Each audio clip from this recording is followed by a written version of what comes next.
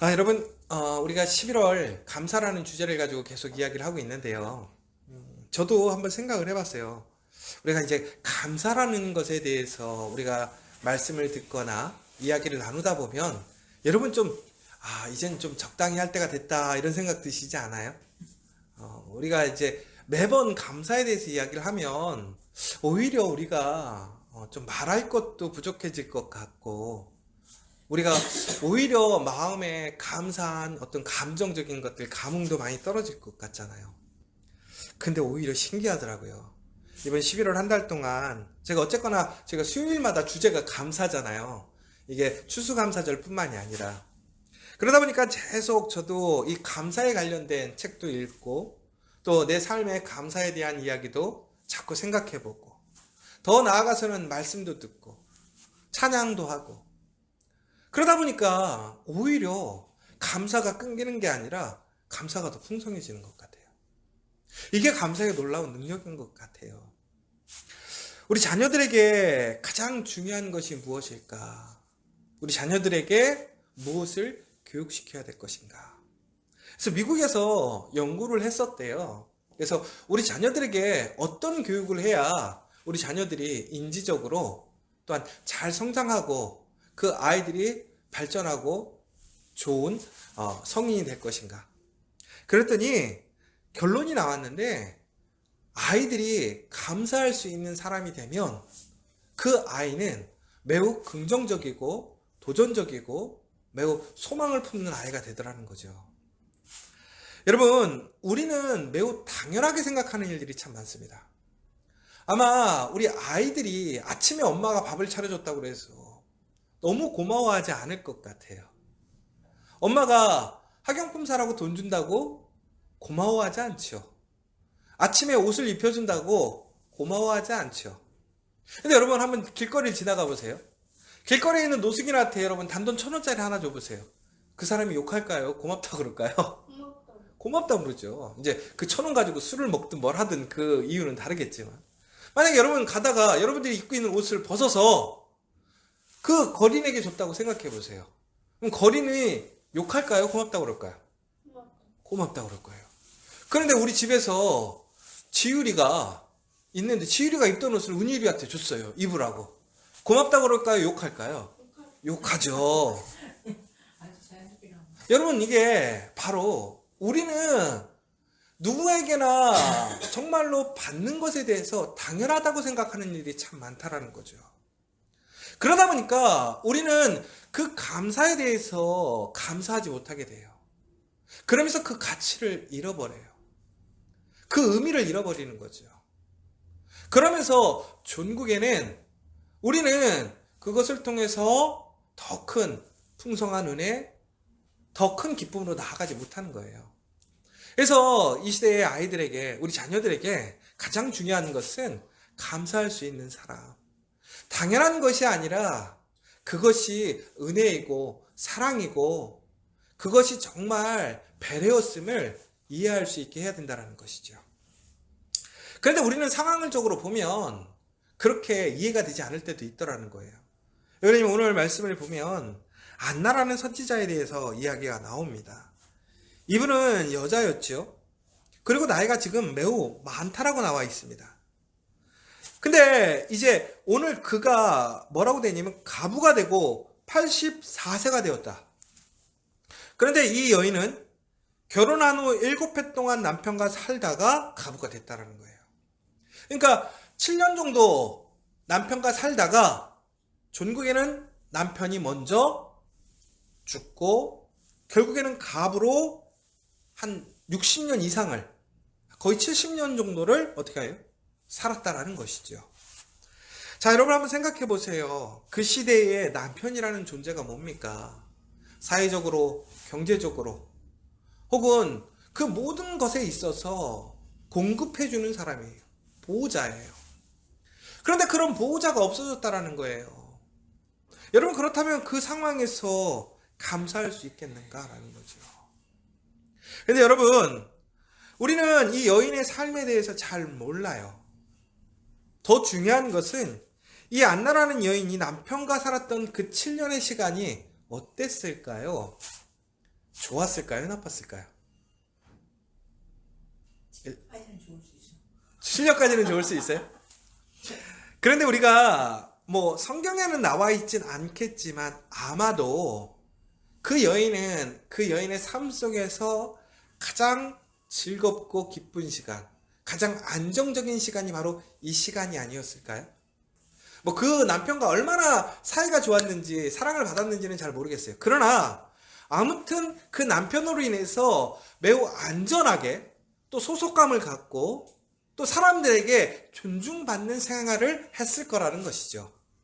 그러나 그 남편이 죽고 난 이후에는 그 여인은 이제 홀로 살아갈 수밖에 없어요. 보호해주는 사람이 없어요. 지지해주는 사람이 없죠. 존중받지 못한다라는 거예요.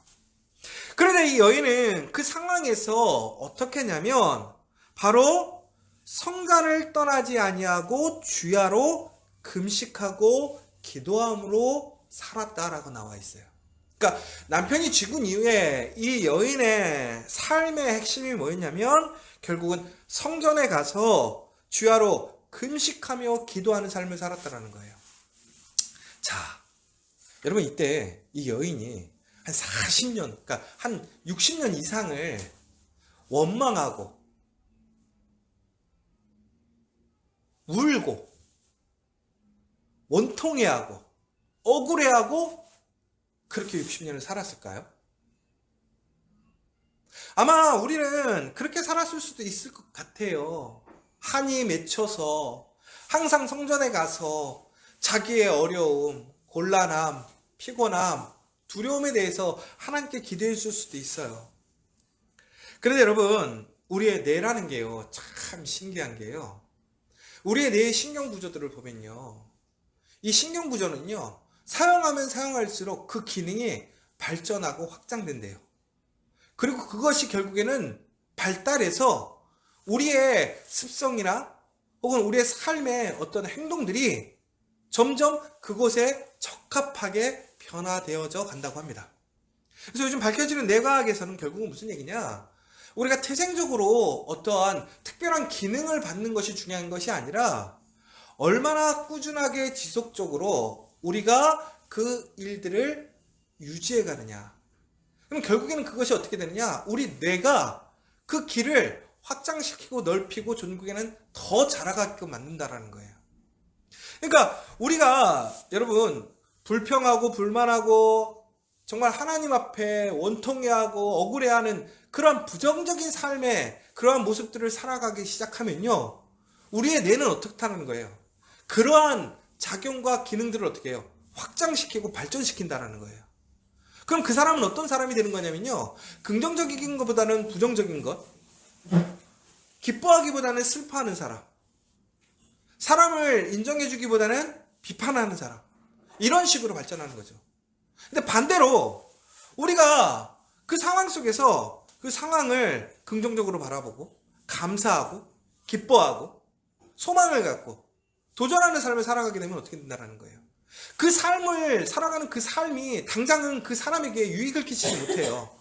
또한 그것이 그에게 익숙하지도 않고 기쁨을 주지도 않는다는 거예요. 능력도 발휘할 수 없다는 거예요. 그러나 그것이 계속 반복이 되고 유지해 나가게 되면 어떻게 되느냐? 그것이 내 삶에 정착이 되고 내 능력이 확장이 되고 그러면서 전국에는 어떻게 되느냐? 그것이 나에게 긍정적인 에너지와 힘을 주게 된다는 거예요. 그런데 여러분 제가 이 얘기를 하는 이유는 뭐냐? 오늘 이 여인이 과연 그 상황 속에서 어떠한 마음으로 성전에 가서 금식하고 기도하고 살았을까요? 그가 지금까지 그 7년의 시간 동안 하나님의 은혜를 기억하며 소망을 가지며 감사와 기쁨으로 살았을까요? 아니면 그는 지금의 그 7년의 생활을 그리워하면서 원통해하고 비판하고 힘들게 살았을까요? 이제 종국에는 제가 지난 시간에도 얘기했지만요. 불평하고 불만을 갖고 부정적인 생각이 있으면 그 자리에 있을 수 있을까요? 절대 없어요. 여러분 교회 왔는데 은혜가 안 돼요. 교회 오면 막 화가 부글부글 끓어. 근데 여기가 하나님의 집이래. 기도하면 하나님이 응답해 주신대. 근데 그러면 여러분 교회 나오시겠어요? 안 나오죠. 여러분 교회 나오는 게 뭐예요? 기쁘니까 나오는 거 아니에요? 즐거우니까 나오는 거 아니에요? 오면 기분도 풀리고 기쁘고 다시 생각이 바뀌니까 교회 오는 거 아니에요.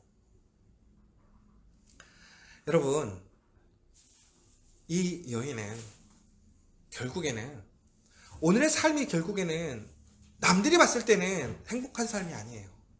선물 받은 삶이 아니죠. 감사할 수 없는 삶이죠. 그러나 그는 그 7년의 삶, 그 삶을 통해서 하나님이 주신 은혜를 되돌아본 거예요.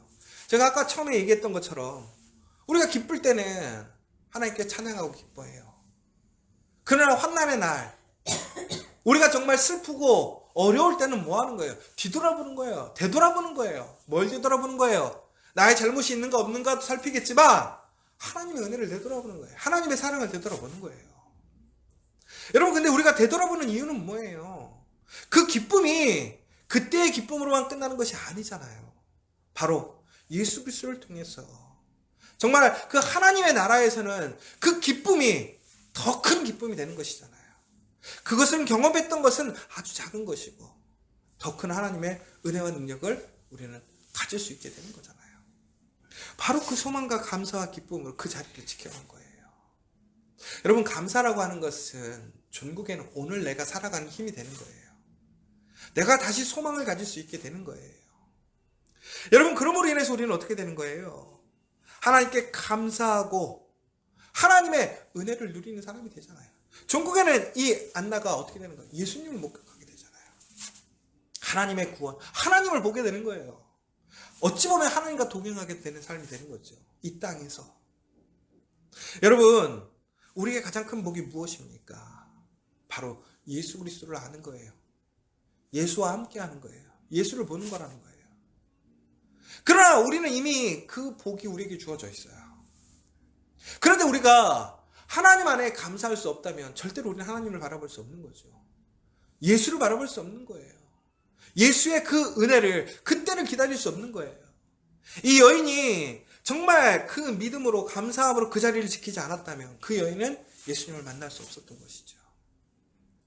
여러분, 우리가 그 삶 속에서 무엇에 포커스를 두느냐가 참 중요한 것 같아요. 무슨 얘기냐면 우리가 부정적이고 어렵고 힘든 우리의 삶의 문제들에 집중하는 것이 아니라 정말 우리는 그 상황 속에서 하나님께서 우리에게 주실 복을 바라봐야 된다는 거예요.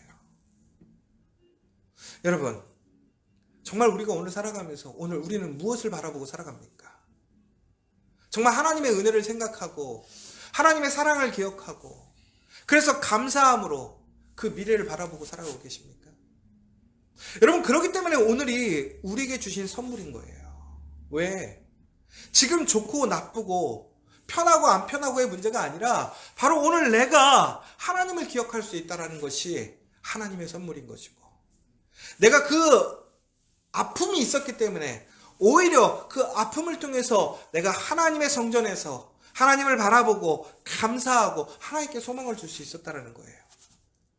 여러분, 지금 여러분들의 소망은 누구에게 있습니까? 정말 하나님께 있습니까? 여러분, 여러분의 문제를 여러분이 스스로 해결하려고 하지 않습니까? 세상의 방식으로 풀어가려고 하지 않습니까? 세상의 사람들을 통해서 풀어가려고 하지 않습니까? 여러분, 근데 우리가 왜 하나님을 바라보는 거예요? 하나님밖에 답이 없으니까. 하나님밖에 소망이 없으니까. 그런데 우리가 하나님을 바라볼 때는 어떤 때인 줄 아세요? 철저히 우리가 아무것도 할 수 없을 때, 우리가 정말 밑바닥에 떨어졌을 때, 우리가 모든 것을 잃어버렸을 때 우리는 그때서야 하나님을 바라보게 되는 거예요. 그런데 우리가 그때 그 순간 하나님 앞에 감사함으로 나아가면, 기쁨으로 나아가면 하나님께서는 우리에게 하나님의 은혜를 허락하시는 거예요. 하나님의 능력을 주시는 거예요. 사랑하는 여러분, 비록 오늘 우리의 삶이 힘들지라도 오늘이 선물입니다. 우리가 경험하는 모든 것들이 하나님의 선하신 계획인 거예요. 그것이 감사인 거예요. 여러분, 내가 오늘 경험하는 그 잘못된 일들 때문에 내가 오늘 경험하는 마음의 상처가 있고 어려움이 있다. 그런데 여러분, 그거로 인해서 오히려 내가 하나님을 바라볼 수 있고 하나님의 올바른 길을 갈 수 있고 내가 오늘까지 지켜왔었던 그 하나님의 은혜가 있었다면 그것이 복이라는 것이죠. 여러분, 어떤 상황에서 감사하십시오. 그 감사의 의미를 되새기십시오. 하나님이 주시는 그 의미를 감사함으로 바라보십시오. 하나님의 선하신 계획으로 바라보십시오. 감사가 절로 넘쳐날 거예요. 종국엔 그래서 하나님께서 우리에게 주시고자 하는 그 영광에 참여하는 우리 커피와 교회 여러분 되셨으면 좋겠고, 특별히 11월 아직도 한 열흘 정도가 남았습니다. 여러분 매일매일 다시 한번 감사하시고 그 감사의 풍성한 은혜, 그 능력으로 다시 한번 하나님께 소망을 두고 하나님을 바라보고 나아가는 저와 여러분 우리 커피와 교회 되기를 간절히 소망합니다. 오늘이 하나님의 선물입니다. 하나님은 오늘을 통해서 더 좋은 하나님의 놀라운 선물을 계획하고 계십니다. 우리가 해야 할 것은 그것을 소망하는 것입니다. 감사하는 것입니다. 그러면서 오늘 우리의 삶의 자리를 지켜가고 우리의 삶 속에서 정말 하나님이 계획하시는 그 일까지 멈춤 없이 나아가는 저와 여러분 되시기를 간절히 소망하고, 이 시간 다시 한번 조용히 기도하시면서 돌아가시는 이 시간 되었으면 좋겠습니다. 기도하겠습니다.